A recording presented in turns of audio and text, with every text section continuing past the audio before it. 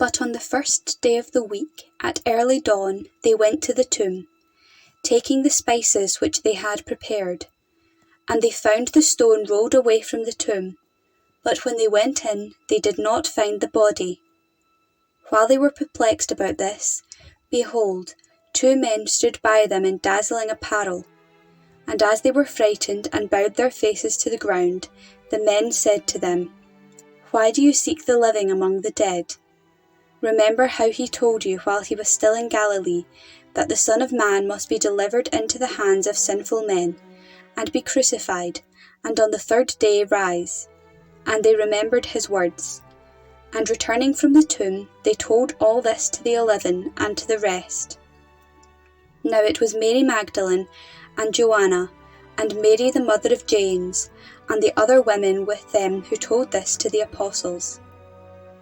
But these words seemed to them an idle tale, and they did not believe them.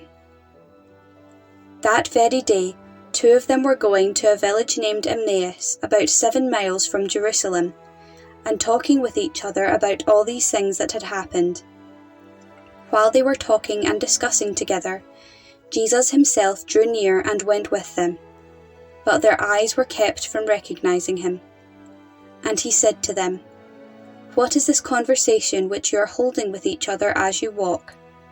And they stood still, looking sad.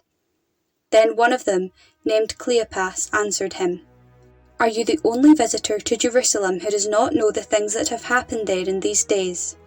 And he said to them, "What things?"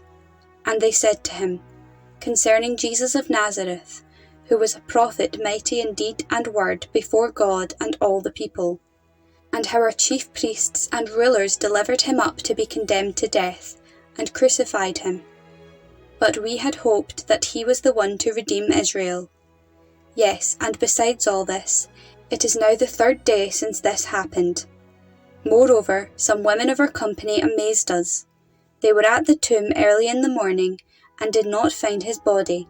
And they came back saying that they had seen a vision of angels, who said that he was alive. Some of those who were with us went to the tomb, and found it just as the women had said, but him they did not see." And he said to them, "O foolish men, and slow of heart to believe all that the prophets have spoken. Was it not necessary that the Christ should suffer these things and enter into his glory?" And beginning with Moses and all the prophets, he interpreted to them in all the scriptures the things concerning himself. So they drew near to the village which they were going. He appeared to be going further, but they constrained him, saying, "Stay with us, for it is toward evening, and the day is now far spent." So he went in to stay with them. When he was at table with them, he took the bread and blessed and broke it and gave it to them. And their eyes were opened, and they recognized him, and he vanished out of their sight. They said to each other, "Did not our hearts burn within us while he talked to us on the road, while he opened to us the scriptures?" And they rose that same hour and returned to Jerusalem, and they found the 11 gathered together, and those who were with them, who said, "The Lord has risen indeed, and has appeared to Simon." Then they told what had happened on the road, and how he was known to them in the breaking of the bread. As they were saying this, Jesus himself stood among them, but they were startled and frightened, and supposed that they saw a spirit. And he said to them, "Why are you troubled, and why do questionings rise in your heart? See my hands and my feet, that it is I myself. Handle me and see, for a spirit has not flesh and bones as you see that I have." And while they still disbelieved for joy and wondered, he said to them, "Have you anything to eat?" They gave him a piece of broiled fish, and he took it and ate before them. Then he said to them, "These are my words which I spoke to you, while I was still with you, that everything written about me in the law of Moses and the prophets and the Psalms must be fulfilled."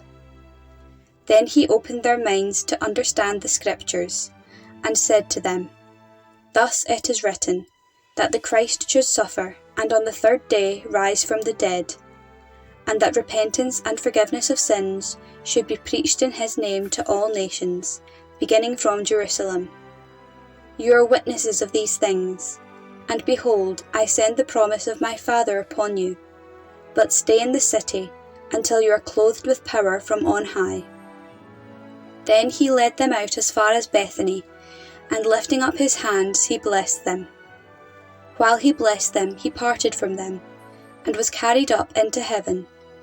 And they returned to Jerusalem with great joy, and were continually in the temple blessing God.